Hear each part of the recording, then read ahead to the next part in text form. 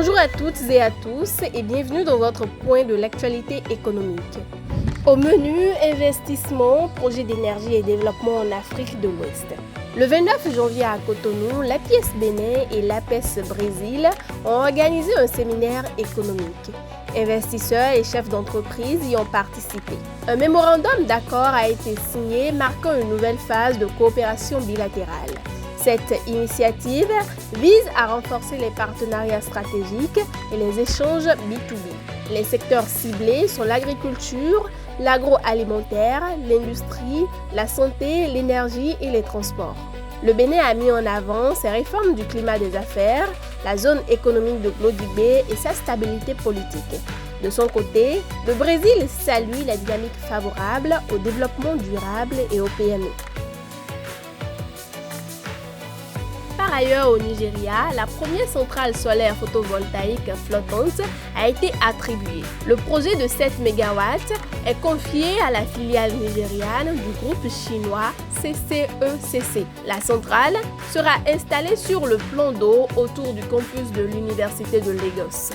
Aucun détail sur le coût, le financement ou le calendrier n'a été communiqué. Ce projet intervient dans un contexte de déficit structurel d'électricité. Bien que le solaire progresse, sa part reste encore marginale. En Guinée, la société nouvelle de commerce Sonoco cherche un prêt auprès de la SFI. Le financement vise le développement d'une exploitation avicole intégrée via sa filiale FEMAV Industrie. Le montant du prêt sur 8 ans reste à déterminer et doit être approuvé par le conseil d'administration. Le projet prévoit des poulaillers et un couloir à Daboya, un abattoir à Masaya et une usine d'aliments à Sanoya. La mise en service complète est attendue d'ici mars 2027. L'objectif est de réduire la dépendance aux importations de poulet. La SFI accompagnera la gestion des risques environnementaux et sociaux.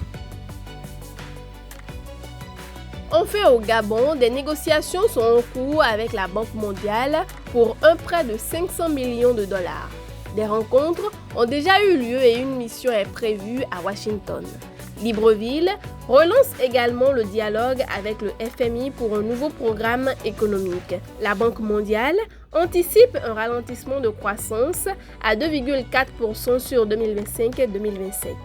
Cette situation est liée à la baisse de la production pétrolière et au recul des prix du baril autour de 60 $. La dette publique pourrait dépasser 80% du PIB.